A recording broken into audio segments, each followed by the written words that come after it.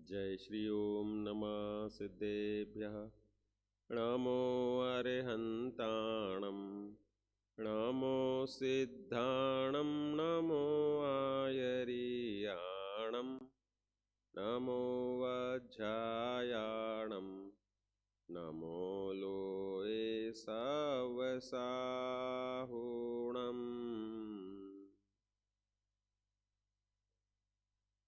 संसारे सकले असार यामे, सारता कछु है नहीं। धन धाम धरणी और ग्रहणी, त्याग लीनी वन मही।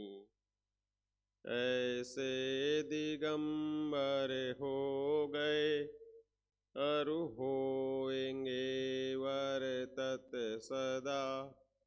मन वचन काय तीन करि, वंदन करूँ मैं सर्वदा। तज्जयति परम ज्योति, समम समस्तैरनंत पर्यायी। दर्पण तलैव सकला, प्रतिफलति पदार्थ मालिका यत्र। मुनिराजों की वंदना की हमने। संसार सकल असार, यह है सिद्ध चक्र विधान में मुनिराजों के लिए जो पूजन शुरू करते तो उसके पहले उसमें यह छंद आता है कि भाई संसार तो असार है, लेकिन हम तो कहते हैं और रचते पचते हैं। और मुनिराज ऐसे हैं कि जिन्होंने परिणति में भी संसार को असार जान के चारित्र अंगीकार किया है। इसलिए मुनियों की करतूत को ऊर्ध्व किया जाता है। आप लोग छड़ाला पढ़े हो क्या? उसमें है ना, मुनिराजों की महिमा के लिए क्या शब्द दिया है? सो धर्म मुनि ने करी धरिए, तिन की करतूत उचरिए। ये दिया ना भाई। वास्तव में धर्म तो मुनिराजों के पास होता है। मुनिराज कौन से परमेष्ठी हैं? बच्चों से थोड़ा, बच्चे हैं तो थोड़ी मुख्यता बच्चों की भी रखे ना। हाँ बताओ भाई, मुनिराज कौन से परमेष्ठी हैं? साधु परमेष्ठी हैं? और भी कोई परमेष्ठी हैं कि नहीं है? तीनों को पद साधु, मुक्ति को मार्ग साधे। और कौन से परमेष्ठी मुनिराज हैं? तीसरे, चौथे और पांचवे। लो इन्होंने, अब तीसरे कौन से और चौथे कौन से, उनके नाम भी बताओ। हाँ, वेरी गुड वेरी गुड। भाई आप लोग चत्तारी मंगलम बोलते हो, तो उसमें आचार्य मंगलम, उपाध्याय मंगलम, साधु मंगलम ऐसे बोलते हो कि सीधा सीधा तीनों को एक ही पद में ले लेते हैं? कौन से? हाँ, साहु मंगलम, साहु उत्तमम और केवली प्रणत्तो, उसमें उसमें भी लेते ना, साहु शरणम पवज्जामि। तो तीनों रूप में तीनों को साधु पद में लेते हैं। ठीक है।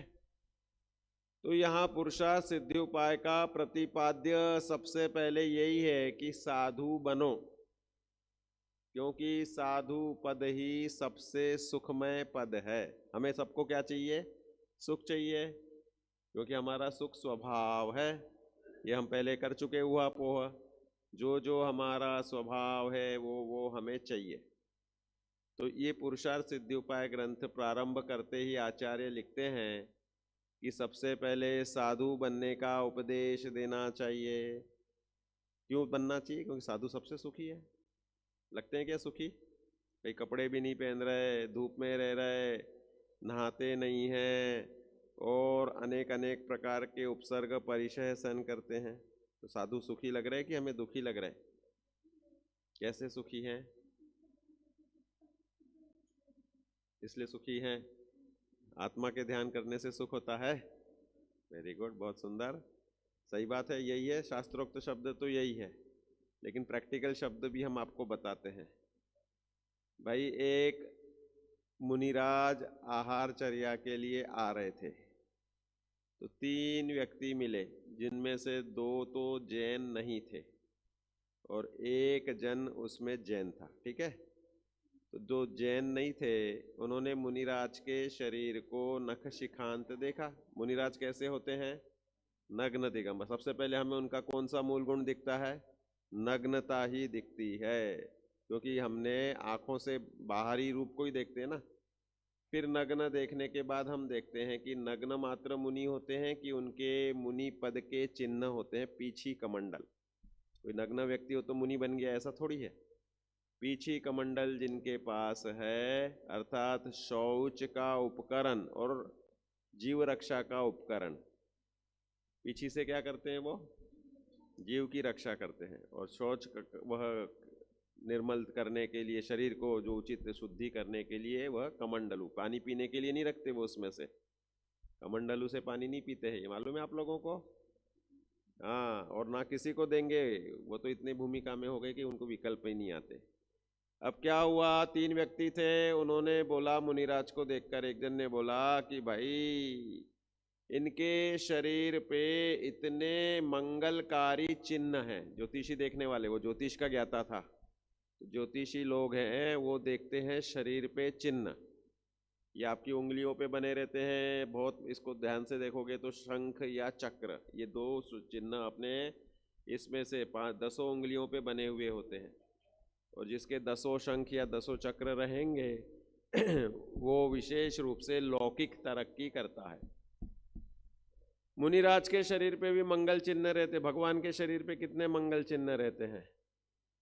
1008 चिन्ह रहते हैं सब भगवान के शरीर पे, और वे विशिष्ट स्थान पे विशिष्ट चिन्ह होते हैं। आपको ये भी मालूम है, अवधि ज्ञान से जो जानते हैं ना, वो आत्मा से जानते हैं, तो नाभि के ऊपर विशिष्ट चिन्ह होते हैं। जैसे हम अभी इंद्रियों से जानते हैं, आंखों से देखते हैं, कान से सुनते हैं, सुनने के लिए कान ही चाहिए, घुटने से नहीं सुन सकते। चखने के लिए जीभ चाहिए, घुटने से थोड़ी कोई चख सकता है। आइसक्रीम अपन घुटने पे लगाओ तो मीठी लगेगी कि नहीं लगेगी? क्योंकि वहाँ पर जिह्वा इंद्रिय नहीं है। हमारे आत्मा के जानने के प्रकार इस शरीर में पराधीन है। जैसे इस हॉल में से बाहर निकलना है तो गेट में से निकलोगे कि खिड़की में से? 2 के अलावा तीसरा है ही नहीं ना, दीवार में से तो निकल नहीं पाएंगे। ऐसे ही हमें जब भी देखना है तो इस प्रदेश से देख सकते हैं, दूसरे शरीर के प्रदेश से नहीं देख सकते, है कि नहीं? तो क्या हुआ कि मुनिराज के शरीर पे मंगल चिन्ह देखकर ज्योतिष ने बोला कि भाई ज्योतिष शास्त्रों को जला देना चाहिए, क्योंकि ये सामने जो व्यक्ति आ रहे हैं ये बहुत बड़े राजा होने चाहिए, लेकिन ये तो नग्न दिगंबर है, मतलब दरिद्री है। भाई कपड़े भी नहीं जिसके पास हो उसको हम क्या बोलेंगे? गरीब। अन्यमति जैन मुनिराज का स्वरूप नहीं जानते, तो किसी के पास कपड़े भी नहीं तो हम क्या बोलेंगे पीछे? बताओ भाई, काय की बात हो रही है? किसी के पास कपड़े नहीं हो तो अपन क्या बोलेंगे? गरीब है करके। तो मुनिराज गरीब होते हैं कि नहीं होते? उनके पास कपड़े नहीं होते ना, फिर क्यों नहीं बोलते उन्हें गरीब? बताओ, मुनिराज नग्न क्यों होते हैं? जैन मुनि नग्न क्यों होते हैं? सबका एक ही प्रश्न, हर जैन आकर के यही प्रश्न पूछता है कि जैन मुनि नग्न क्यों होते?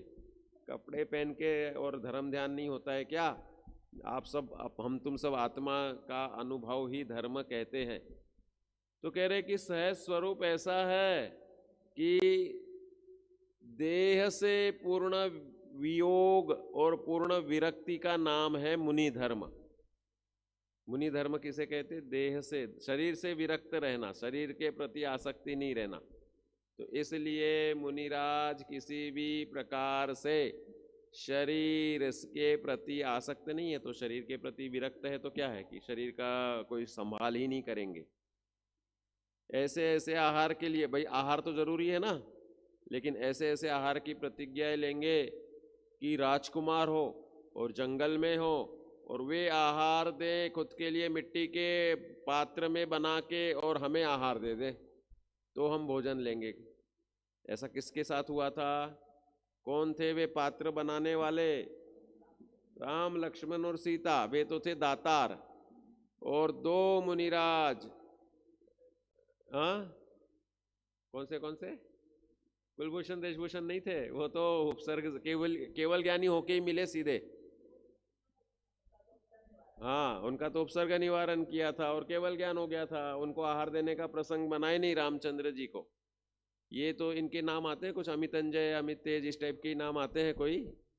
बाकी ये जो महावीर भगवान को संबोधन दिया था उनके नाम तो है ही, अमितंजय, अमित तेज या अमित गति, दूसरा नाम आता अमित प्रभ।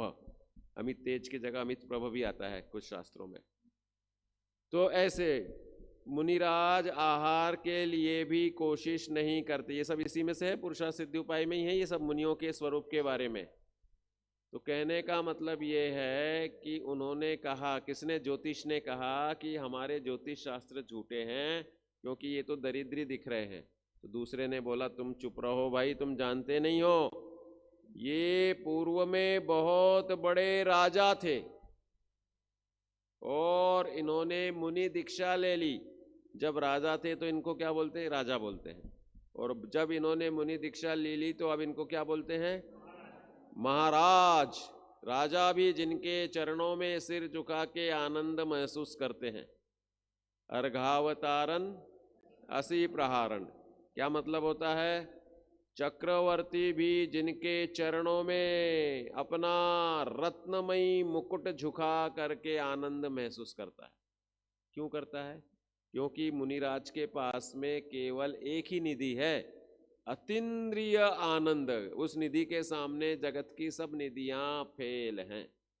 दूसरा, चक्रवर्ती की निधि अपने काल में नष्ट हो जाती है और मुनिराज की निधि अक्षय अनंत काल तक नष्ट नहीं होगी। भाई 3 चौशाय चौकड़ी का अभाव कर दिया उन्होंने। और फिर वो अगर मोक्ष नहीं लेते हैं तो स्वर्गाधिक जाएंगे, और जो तद्भव मोक्षगामी हो जाएं तो अक्षय अनंत काल तक महासुखी रहने हैं। फिर 4 कषाय चौकड़ी पूरी की पूरी कषाय नष्ट हो गई। तो कहने का तात्पर्य यह है कि मुनि धर्म का उपदेश देते हैं। फिर तीसरा बोला, जाजेन था ना तीसरा, वो बोला कि भाई तुमने बात कही तो अच्छी, और तुमने ये बात कही कि ये महासुखी हैं, महादरिद्री नहीं है। मुनिराज भले नग्न हैं लेकिन उनके जैसा सुखी 3 लोक में भी नहीं है। छद्मस्तों में सकल मुनि सकल व्रती बड़भागी, बड़े भाग्यशाली हैं साहब। क्यों कह रहे कि तुम्हें कहीं जाना हो तो तुम क्या करते हो, तुम लोग तो कार से जाते हो, स्कूटर से जाते हो, बस से जाती होगी ना, स्कूल कैसे जाते हो, बस आती ना आपकी तो। और मुनिराज को कहीं जाना हो तो उन्हें अनेक रिद्धियां प्रकट हो जाती, चारण रिद्धि आदि। पेड़ पे से चले, पत्ते पे से, और पत्ते के एक भी जीव को बाधा नहीं पहुंचे। क्या तुम मकड़ी के जाले पे से चल सकते हो? तंतु चारण रिद्धिधारी मुनिराज मकड़ी के जाले पे से चले और मकड़ी का जाला बिल्कुल टूटे नहीं। ऐसे कैसे शरीर हो जाता है, इतना बड़ा शरीर और इतना पतला जाला। ऐसी रिद्धि, रिद्धि किसे कहते हैं? चमत्कार को रिद्धि कहते हैं। असामान्य चमत्कार को रिद्धि कहते हैं। कल्पनातीत स्वरूप है, जहां आत्मा के सन्मुख आते हैं वैसे ही महान पुण्य प्रकृतियां नियम से बनती है, चाहे वो अविरत सम्यक दृष्टि हो या मुनिराज हो। मुनिराज ही चक्रवर्ती, हम निधि की कल्पना नहीं कर सकते चक्रवर्ती की। चक्रवर्ती बलभद्र, इनके वैभव, कह रहे कि इनका शरीर और इनका वैभव बहुत अच्छा होता है, लेकिन इससे भी कई गुना रिद्धिधारी मुनिराज का, देवगति के देव, सौधर्म स्वर्ग का देव, मुनि की वाणी सुनने के लिए कैसा बैठता है? गलुड़िया जेवा। गलुड़िया समझते हो क्या बच्चों? कुत्ते का पुल्ला देखा है? कितना अच्छा लगता है ना। बहुत सारे लोग तो उठा के ही ले आते हैं, सीधा उठा के नहीं लाना, क्योंकि उसकी मम्मी और उसके जो भी साथी रहेंगे वो दुखी होंगे। कुत्ते को कुत्ते के साथ ही अच्छा लगता है। जैसे आपके किसी के माता पिता सुंदर नहीं हो, काले काले मम्मी पापा हो, तो भी हमारे लिए तो वही मम्मी पापा है, तो हम बोलते हैं नहीं हमें कोई सुंदर माँ के पास ले जा। करे नहीं, हमारी माँ तो वही है जिसने हमें बचपन से पाला पोसा और पुचकारा है। इसी प्रकार क्या हुआ इधर कि वह सौधर्म स्वर्ग का इंद्र, इतना ज्ञानी, इतना वैभवशाली, वो भी मुनिराज के चरण में बैठकर कुत्ते के पिल्ले के समान भोला मासूम बन के सुनता है। भाई द्वादशांग का पाठी है, पृथकत्व पूर्व द्वादशांग का पाठी होता है वो, पूर्व का पूर्ण अध्ययन नहीं होता। 11 अंग 9 पूर्व के पाठी अभव्य जीवी हो जाते हैं, और 11 अंग 10 पूर्व के पाठी होने पर विद्याएं नियम से, जो हम बता रहे ना रिद्धिधारी मुनिराज, नियम से जिन्होंने एक बार उपशम श्रेणी चढ़ ली उनको रिद्धियां प्रकट हो जाती हैं। 63 रिद्धियां प्रकट हो जाती हैं, वे चाहे एक बार में याद कर ले। 48 मिनट में संपूर्ण द्वादशांग का पाठ कर ले, ऐसी रिद्धि होती है साहब उनकी।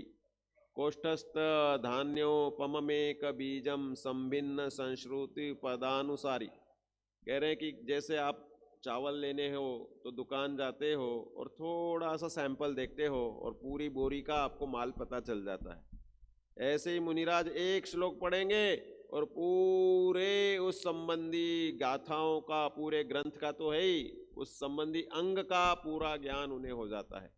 ऐसी ऐसी रिद्धियां हो जाती है। मुनि मतलब इस संसार के सर्वश्रेष्ठ भगवान, छद्मस्तों में भगवान, जो हमें हमारे तुम्हारे में ही रहते हैं, वो मुनि बनने वाले कोई हमसे तुमसे अलग होते हैं क्या?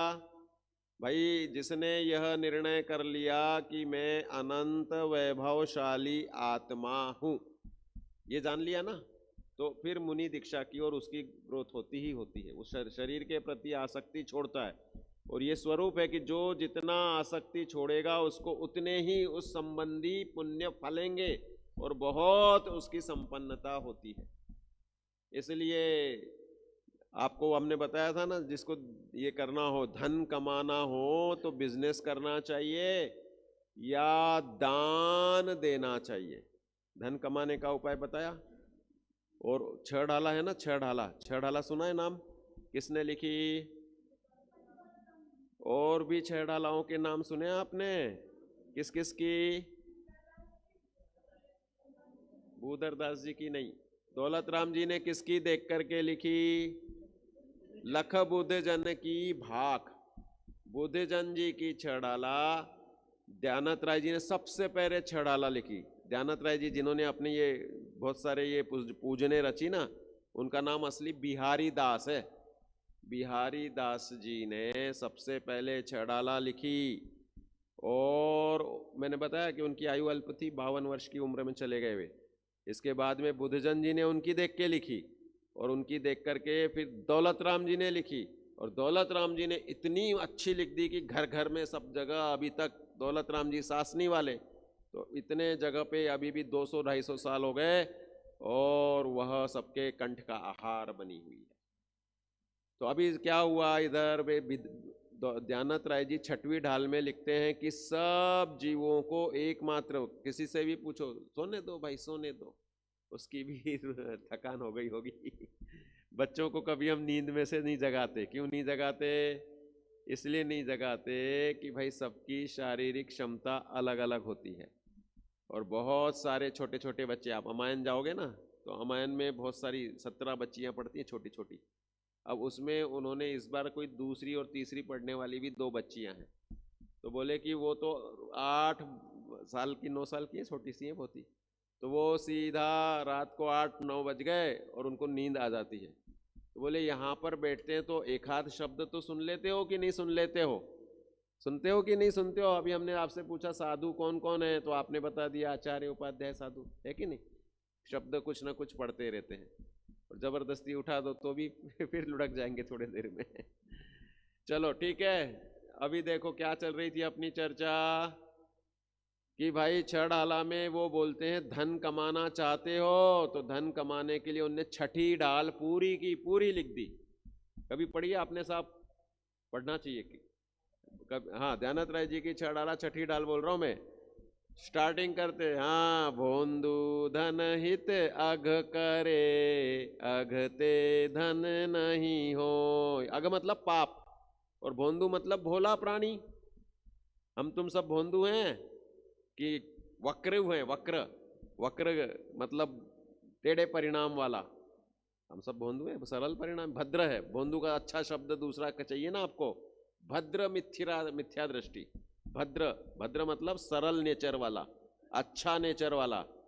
भोंदू धन हित अघ करे, अगते धन नहीं होय, धर्म करत धन पाइए, मन वच जानो सोय।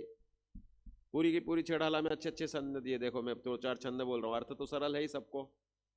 यद्यपि द्रव्य की चाह में बैठे सागर माही, शैल चढ़े वश लोभ के अधिको पावे नाही, रात दिवस चिंता चिता माही जले मत जीव। देखो कंक्लूजन, सिद्धांत वाक्य, रात दिवस चिंता चिता माही जले मत जीव, जो दीना सो पावेगा अधिको मिले न कदीव।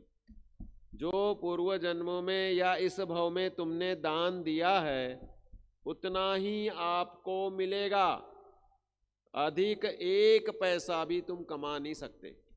साहब मैं नहीं जाऊंगा ऑफिस में तो सैलरी कैसे मिलेगी, मैं धंधा नहीं करूंगा तो धन कैसे आएगा। कह रहे धन आने के यही दो ही द्वार नहीं है, धन आने के संयोग मिलने के अकल्पनीय उपाय और द्वार होते हैं। इसलिए ज्ञानी जीव इस भव संबंधी पुरुषार्थ तो अल्प करते हैं और अनंत भव संबंधी आगामी पुरुषार्थ के लिए अपना सच्चा पुरुषार्थ करते हैं। विपरीत पुरुषार्थ है कि मैं मेहनत करता हूं और कमाता हूं। किसान मेहनत करता है कि नहीं करता है? किसान 24 घंटे खेत में लगाता है और उसको मिलते हैं 40 रुपए के 1 किलो गेहूं, ठीक है। और ब्रिटानिया कंपनी उस गेहूं को लेकर के बिस्किट बना देती है और वो 40 रुपए का एक पैकेट बना देती है, 100 ग्राम के बिस्किट, हो गए 10 गुना। और उसी ब्रिटानिया कंपनी के शेयर के इसमें इन्वेस्ट करने वाले घर बैठे बैठे उनके भाव ऊपर हो जाते हैं, नीचे हो जाते हैं, जिसका जैसा होना हो। कहने का मतलब जिसका जैसा उदय हो उसे वैसे संयोग मिलते हैं। ऐसे ऐसे उदाहरण मिल जाएंगे साहब हमें। अपने अभय जी थे, बहुत सारे लोगों को ऐसे, जैसे सेठ लोग सब दयालु होते हैं ना बहुत सारे, तो उन्होंने बोला साहब यहाँ प्लॉट ले लो, अभय जी की बात है ये अभय कुमार जी देवलाली, किशनगढ़ में प्रदीप चौधरी जी ने प्लॉट दिलवा दिया था। तो बोले कि भाई इसको ले लो और अच्छे भाव मिल जाएंगे। लेकिन क्या हुआ कि कुछ ही महीनों बाद में आ गया सरकार की तरफ से नोटिफिकेशन कि ये मास्टर प्लान में समाहित हो रही है, तो जिस भाव में लिया था उसी भाव में उनको लौटाना पड़ा और बाकी लोगों के जो लिए थे उनके अब कई गुना हो गए।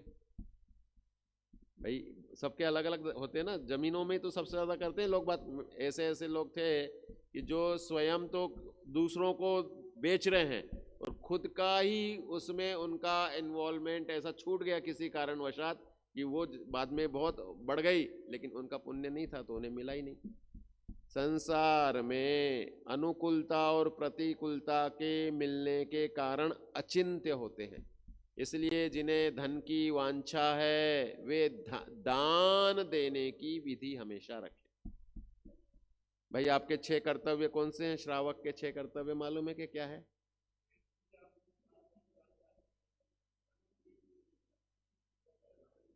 पारस को याद है क्या ये 6 आवश्यक अपने? किसी बच्चे को याद है? देव पूजा, गुरु उपास्ति, स्वाध्याय, संयम, स्तप, दानम चेति ग्रस्तानाम, षटकर्माणि दिने दिने। रोज 1 रुपया क्यों ना हो मंदिर की गोलक में डालना चाहिए। कभी आपको आजीविका संबंधी परेशानी 100% नहीं आएगी। शुभोम चर्यु नाम का ग्रंथ है जो रत्न कीर्ति नाम के आचार्य ने लिखा है 13वीं शताब्दी के। वे लिखते हैं कि जो तुम यहाँ पर कर्म करते हो और चूंकि पंचम काल के मनुष्य की आयु अल्प है तो आपके परिणामों के निमित्त से जो आप कार्य करते हो वो भविष्य में दूसरे भवांतर में करोड़ गुना होकर फलती है। परिणामों के निमित्त से तुम 1 पैसा दोगे वो 10 लाख देगा। कह रहे 10 लाख नहीं 1 करोड़ देगा, तुम्हारे परिणामों की गहराई हो। आपने आदिनाथ वो थे ना, राजा वज्रजंग और रानी श्रीमती, इनकी कहानी सुनी होगी ना, कि भाई जंगल में मुनिराजों को आहार दिया, है ना, उनके मंत्री सेनापति सेठ और राजा रानी स्वयं थे, और 4 तिर्यंच गति के जीव आ गए थे, मालूम है, सिंह, नेवला, बंदर और शूकर। 4, सुनिए कहानी, नहीं मालूम, चित्र बना होगा ना, सब मंदिरों में दान तीर्थ की परंपरा के लिए बनते हैं, यहाँ नहीं होगा तो बन जाएगा आगे पीछे, कि भाई आहार दान दे रहे हैं राजा वज्रजंग, रानी श्रीमती, और 4 ये तिर्यंच गति के जीव भी हैं। इन्होंने एक कण भी आहार लेके नहीं आए थे दान देने के लिए, और पुण्य ऐसा बांधा परिणामों के द्वारा कि वे भी सब भोग भूमि में ही उत्पन्न हुए। जैसे राजा रानी उत्पन्न हुए, वैसे ही सिंह, नेवला, बंदर और शूकर। जानते हो इनका नेवला क्या होता है? नेवला जानते हो क्या? मुंगूस नहीं है? इधर सोनागिरी में नहीं है क्या नेवला? बहुत सारे जगह पे रहते हैं, द्रोणगिरी में तो बहुत है नेवले। ऊपर पहाड़ पे रहो तो अकेले आप वंदना कर रहे हो तो सामने से निकल जाएगा एकदम से, आपके रोमांच हो जाएगा। जो डरते हैं वो रोमांचित हो जाते हैं, और नहीं तो ऐसे जंप मार के निकलता है कि कांटों पे से भी और पेड़ों पे से भी, और ऐसी पूरे पहाड़ को उतार करके चला जाता है। ठीक है ना? नेवला हो गया। सुअर को जानते हो? सुअर, सुअर को कभी शुभोपयोग हो सकता है क्या? सुअर की गति इतनी दुर्गति है कि देखते ही लोग उसे भगा देते हैं। मंदिर में घुसने दोगे किसी सुअर को? सवाल ही नहीं उठता। कुत्ते को नहीं घुसने देते हम तो। कहने का तात्पर्य तिर्यंच गति में सम्यक दर्शन कितना कठिन है। अरे शुभोपयोग कठिन है, इनको शुभोपयोग के साधन भी कम मिलते हैं, लेकिन उस सुअर का पुण्य था, क्योंकि पूर्व के संस्कार। तो जो जैसा परिणाम करता है वही उसके आगे अनंत भव में मल्टीप्लिकेशन होते हैं। आज हम मुनि धर्म पढ़ रहे हैं और मुनि धर्म होने की भावना भाते हैं, तो वह नियम से पुरुषार्थ सिद्धि उपाय, पुरुषार्थ बढ़ाने के लिए, सिद्धि करने के लिए निमित्त बनेगा। ठीक है? तो क्या हुआ, हम वो कहानी पूरी कर दें। उनके मंगल चिन्ह देख करके कहा एक ने कि भाई ये तो मुनिराज बने हुए हैं, और जैन धर्म के सबसे पुण्यशाली जीव कहलाते हैं मुनिराज। हम अगर 2 दिन भी धूप में खड़े रहेंगे तो हमें लू लग जाएगी, चक्कर आ जाएंगे। और मुनिराज का शरीर इस रूप से परिणमता है कि वे अनेकों आतापन योग करते हैं। आतापन योग मतलब धूप में खड़े होकर और धूप की तरफ देखते हुए और गर्मी की तपन को सहन करते हुए चैतन्य के आनंद में रहना, इसे बोलते हैं आतापन योग। और उसका उन्हें बेनिफिट क्या होता है कि मुनिराज कभी भी बूढ़े नहीं होते, क्योंकि विटामिन डी का ratio 95% of necessity, vitamin D हमारी सूर्य की रोशनी से पूरी होती है। जो फ्लैट्स में रहते हैं, जिनके किचन में रोशनी नहीं आती, उनके घुटनों में, कमर में या कोई भी जोड़ों में आगे चल के दर्द हो जाता है और कमजोर हो जाते हैं। और मुनिराज नहीं होते। बुढ़ापा रोकना हो, विटामिन डी इज मस्ट। मुनिराज जंगल में रहते हैं, तो हम कहते हैं कि जंगल में डर लगता होगा, मुंगूस निकलता है। कह रहे नहीं, जंगल में आपको जो हवा मिलती है वह अनेक प्रकार की वनस्पतियों से निकली हुई हवा होती है। और हमारे शरीर का पूरा निर्माण करने वाला, इन्होंने 2 प्रश्न पूछे थे कि अन्न वयम प्राणम है कि ऑक्सीजन वयम प्राणम है। भाई हमारा प्राण कौन है? कह रहे अन्न से भी ज्यादा जरूरत हमें ऑक्सीजन की है। और अन्न भी खाते हो तो हम ऑक्सीजन ही बनाते हैं अंदर में। कैलोरी जो भी हमारे खून में आरबीसीज है वो ऑक्सीजन के कैरियर होते हैं। तो मुनिराज को अच्छी हवा मिलती है तो उनको बिना खाए पिए मजबूत शरीर बनता है। जंगल में रहो। जंगल में रहने के बहुत सारे बेनिफिट हैं साहब। मासोपवास जंगल में रह के सहज निभेगा, क्योंकि हवा प्लस सूर्य की रोशनी। इसके लिए तो निषेध मुनिराजों को भी नहीं है, इसके लिए कोई उपक्रम भी नहीं करना पड़ता। एशना समिति से धूप देख देख के थोड़ी छाननी पड़ती है, और ना ही हवा को फिल्टर कर करके लेना पड़ता है। इसके सिवाय फिर हमारे लिए जरूरत पड़ती है मिट्टी की। मुनिराज कभी चप्पल पहनते हैं कि नहीं पहनते? मुनिराज का गमन वन की मिट्टी में होता है, निर्जंतुक भूमि में होता है, अनेक प्रकार के मेटल्स युक्त पाषाण खंडों पर होता है।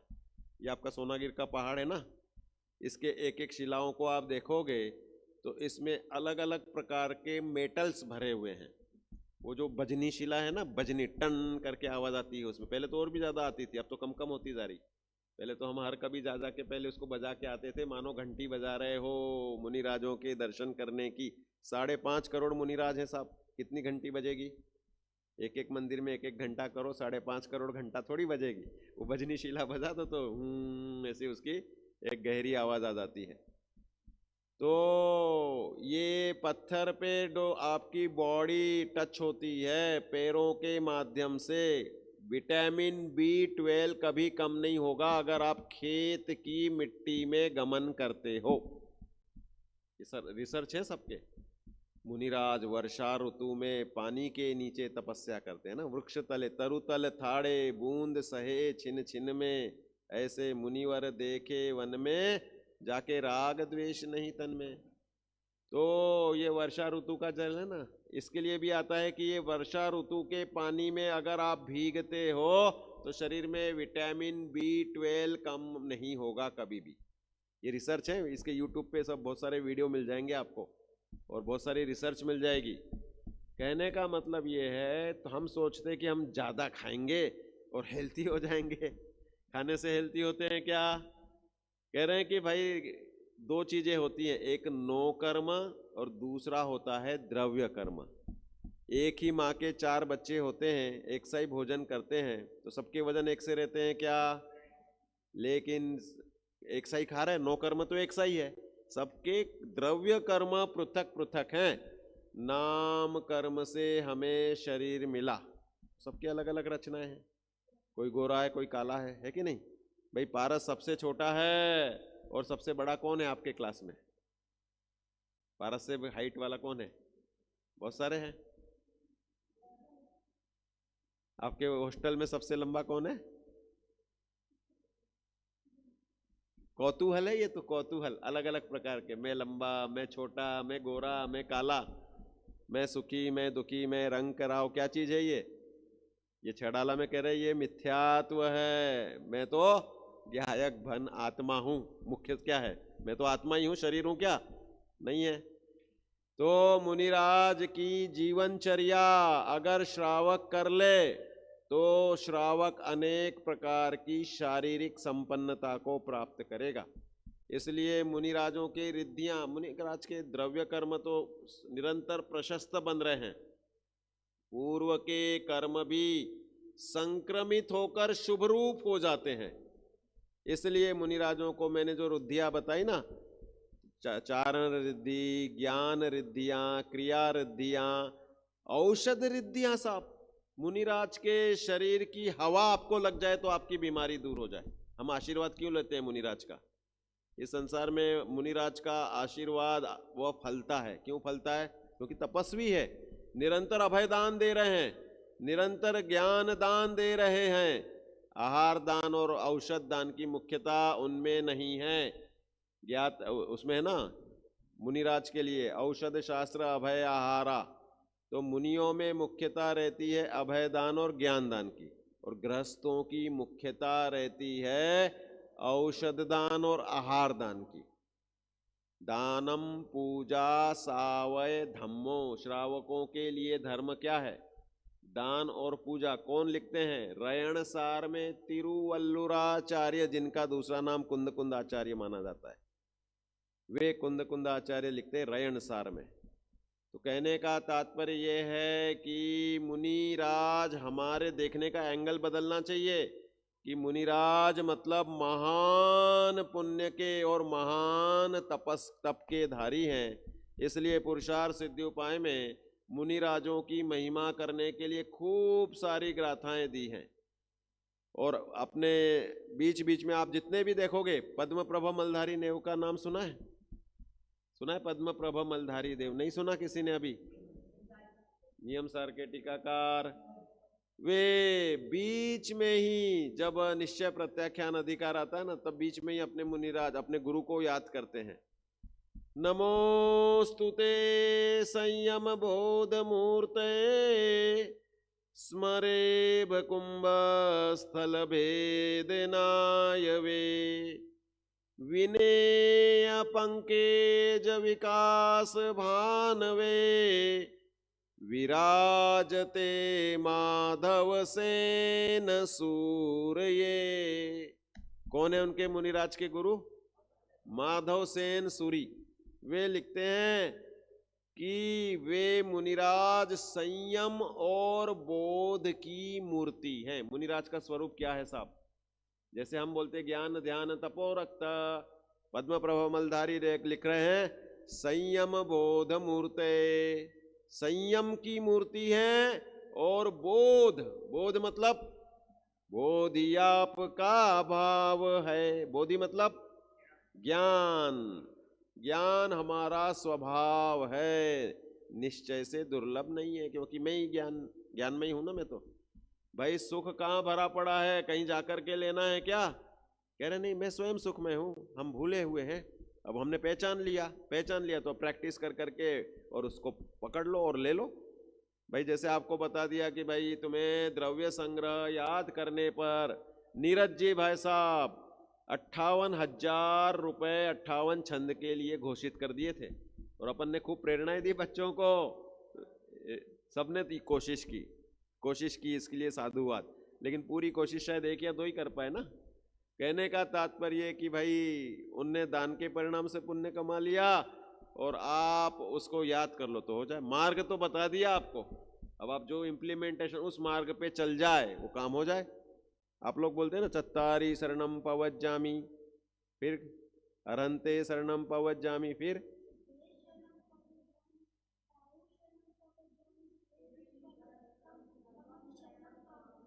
शरण किसे कहते हैं? सहारा किसे कहते हैं? भाई एक पिताजी है, अब तो इधर छोटा सा बच्चा तो कोई है नहीं, एक पिताजी हैं और छोटा सा पहाड़ पे चढ़ते हैं ना लोग, आप सोनागिर के पहाड़ पे, तो आपने देखा होगा कि बहुत सारे छोटे छोटे बच्चे भी रहते हैं, 2-2 साल वाले, 1.5 साल, 2 साल 3 साल वाले, वो आगे आगे भागते, और लेकिन चढ़ाई है ना तो एकदम से गिरने लगते, लुढ़कने लगते हैं। तो पिताजी बोलते हैं या दादी बोलती है, बेटा मेरा उंगली पकड़ के चल तो तू गिरेगा नहीं। उसका हाथ पकड़ लेते हैं ना अपन, छोटे बच्चे रहते हैं तो एकदम से भागते हैं, तो भाई उतरने में भागेगा तो गिर जाएगा तो मुंह पे ही लग जाएगी। उतरने में तो फोर्स आ जाता है ना, और अपन रोकना चाहो तो रुक नहीं पाते क्योंकि ढलान है। तो शरण सहारा मतलब ये कि जिस प्रकार पुत्र को पिता का सहारा है, उसी प्रकार हम तुमको मुनिराज सहारे हैं। साहू शरणम बोल रहे ना आप, तो कह रहे कि भाई उनके बताए हुए मार्ग पर चलने को सहारा बोलते हैं। उन्होंने बताया कि तू आत्मा है, सुखमय है, अपना ध्यान करना। अब हमने सुन लिया तो अब क्या करना साहब? पक्का करना, घोटना, घोट घोट के मैं आत्मा हूं, मैं सुखमय हूं, तो धीरे धीरे बाहर के आलम्बन छोड़ते जाना और अपने में आनंद लेते जाना। प्रैक्टिस। आपको मार्ग बता दिया कि वहां डब्बा रखा है, लड्डू का रखा है, बहुत अच्छा बना रखा है, तो अब तुम वहां जाके ले आना, ठीक है? अब आपको समझ में आ गया, तो आपने देखा यार वो तो बहुत ऊपर रखा है, तो अब दिमाग लगाओगे कि भाई पहले स्टूल रखें, कुर्सी रखें, फिर चढ़ें, ऐसा कुछ करके लोगे ना तो आपने सहारा पाया। और नहीं पाया, वो तो ऊपर है, हमारे लिए नहीं है। लेकिन कह रहे कि नहीं, तू स्वयं सुखमय, तू स्वयं आत्मा है। तो ये मुनिराजों के लिए उपदेश नहीं हो रहा है, ये हम तुम सब जीवों के लिए उपदेश हो रहा है। जो सुन के और वैसा चल ले तो उसने सच्चा शरण प्राप्त किया है। खुद का पुरुषार्थ स्वयं को करना होता है। आचार्य अमृत चंद्र देव ने इस ग्रंथ में बहुशा समस्त विरतिम प्रदर्शिताम, भाई सबसे पहले उन्होंने कहा कि मुनि धर्म का उपदेश लेना चाहिए और सबको मुनि बनना चाहिए, क्योंकि मुनि इज इक्वल टू कंप्लीट निवृत्ति। मुनिराज को जाके आप बोलोगे क्या कि बेटा आज घर का ये काम कर देना?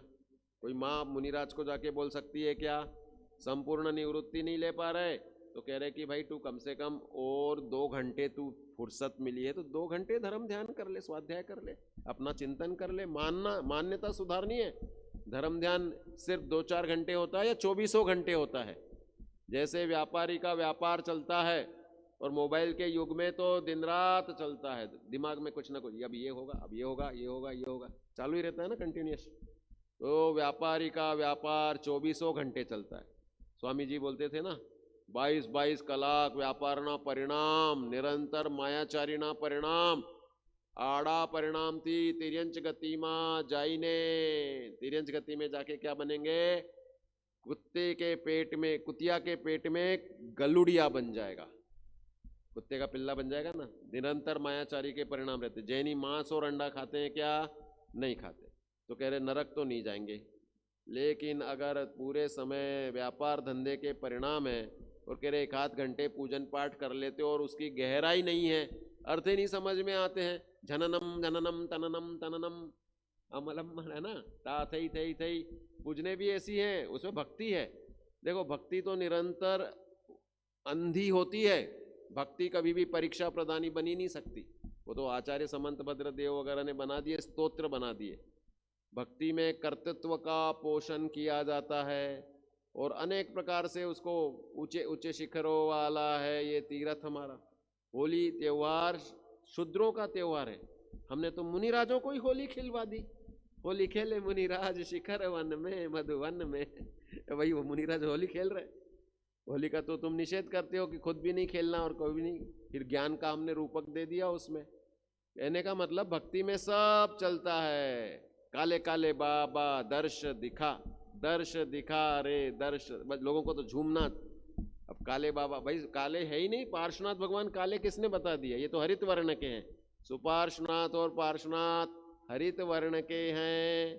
केकी कंठ समान छवि, वपु उतंग नवहाथ, और उरग लक्षण जिनके चरण, वंदो पारसनाथ।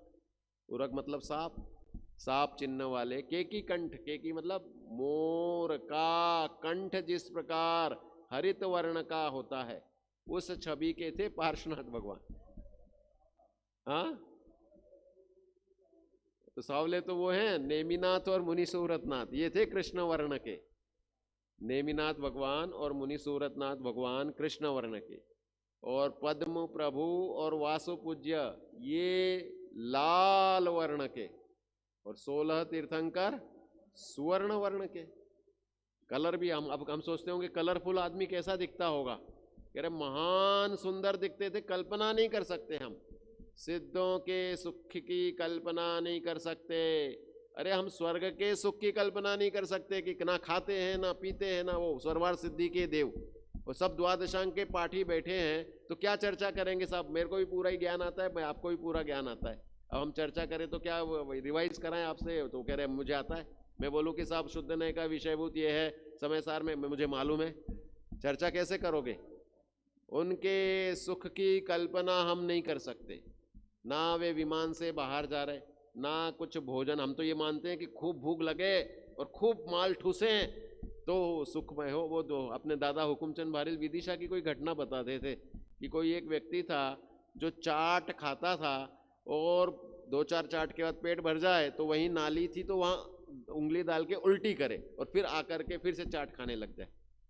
ऐसे ऐसे साहब शौक होते हैं कि अब क्या कर, लिमिटेशंस हैं, हमें खानी है 10-12 चाटे, और चाटे नहीं और 4 के ऊपर पेट भर जाए तो निकाल निकाल के उल्टी कर दे और बाकी फिर से आके शुरू हो जाए। लोगों की आसक्ति के लेवल अलग अलग होते हैं। जैन दर्शन का फल है कि हम आज अनेकों चीज को त्याग करके भी महान सुखी हैं, है कि नहीं? आपने आलू छोड़ा, प्याज छोड़ा, इतने सारे कंदमूल छोड़े, मांसाहार वाली बाहर की सब चीजें छोड़ दी, नंबर वाली टॉफी बिस्किट, इनको भी छोड़ा कि नहीं छोड़ा? विवेक पूर्वक घर में बनवाओ ये सब चीजें, घर में बनाना सीख लो तो मम्मी बना के दे देगी, बिस्किट घर में बन जाएंगे, ओवन से बन जाएंगे अच्छे से। बाहर के इसमें मांसाहार का दोष है, पंचना पानी तो है ही सब में ही। तो हमने इतने आलम्बन को छोड़ करके भी हम बहुत सुखी हैं, जितना मोदी सुखी नहीं या कोई XYZ सुखी नहीं, हम निरंतर महासुखी हैं। भाई कविता देते हैं हम लोगों को बचपन में कि भाई राजा सुखी कि जो साधारण संतोष जिसने ग्रहण कर लिया वो सुखी। तो कह रहे हैं कि भाई जिसके पास कोई टेंशन नहीं, वो आराम से पत्थर को तो बनाता है तकिया और जमीन पे सोता है आराम से और आकाश की तरफ देखता है और ये सब तारों को देख करके निराकुलता से सोता है। और राजा छत पे टहलता रहता है टेंशन में कि पड़ोसी ने भेजा है कि टैक्स हमारे इस या तो युद्ध करो या हमारा दास बनो। राजा को टेंशन और संतोषी को कोई टेंशन नहीं है। इसलिए हमें मुनिराज की करतूत का आचरण करना चाहिए।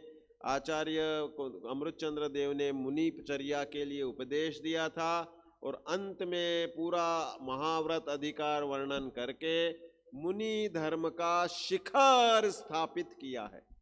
जैसे आत्मख्याति को कहते हैं कि भाई कुंद कुंद देव ने मूल कर दिया और पूरी मंदिर का निर्माण कर दिया और आचार्य अमृतचंद्र देव ने कलश लिख के शिखर का निर्माण कर दिया। इसी प्रकार से इसमें इसकी टीका मालूम किसने किसने लिखी है?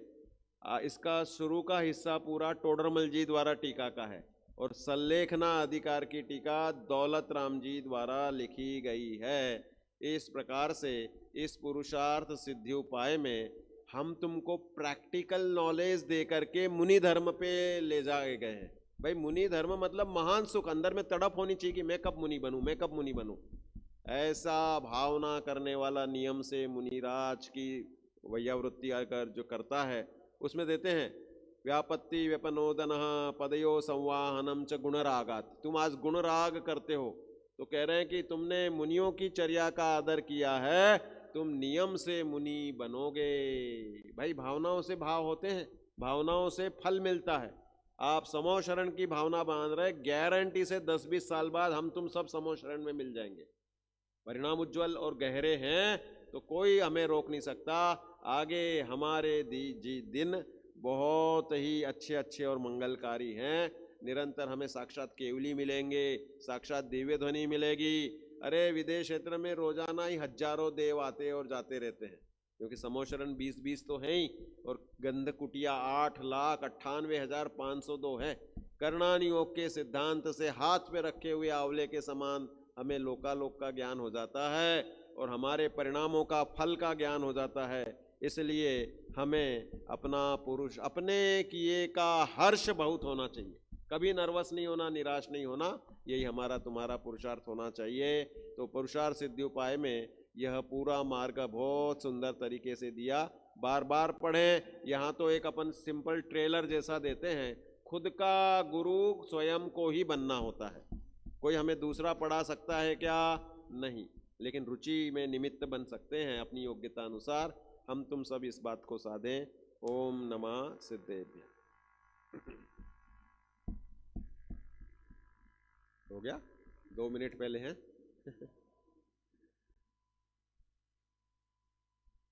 हेलो, बहुत सुंदर चर्चा। विकल्प चल रहे थे मन के अंदर कि पुरुषार्थ सिद्धि उपाय का ग्रंथ का जो हम लोगों ने कोशिश करी थी उसका कुछ विषय रह गया है, तो आज पंडित जी ने उसको दोबारा पूरा कर दिया। बहुत बहुत साधुवाद। प्रवचन के बीच में बात आई थी 2 मुनिराजों की, आई थी ना। रामचंद्र जी ने किन मुनिराजों को आहार दिया था?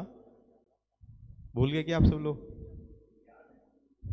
आप तो ऐसे देख रहे हो जैसे कोई नई बात बोल दी मैंने। गुप्ती और सुगुप्ती नाम के मुनिराज थे दोनों भाई साहब। अच्छा, वेरी गुड। गुप्ती और सुगुप्ती नाम है जिनको आहार दिया था। Very good. तो वो आहार कराया था तो वहाँ पे वो गिद्ध सा, एक जटायु जिसे बोलते हैं, मुनिराज के चरणों में पड़ के उनके गंधोदक से अपनी चोंच से गंधोदक ले रहा था तो उसका शरीर रतनमय हो गया। सही। वो कर्ण कुंडलपुर का राजा था पूर्वभव के अंदर, जिसने दिगंबर मुनिराजों को घानी में पेल दिया था, जिसके कारण को यह सजा मिली थी।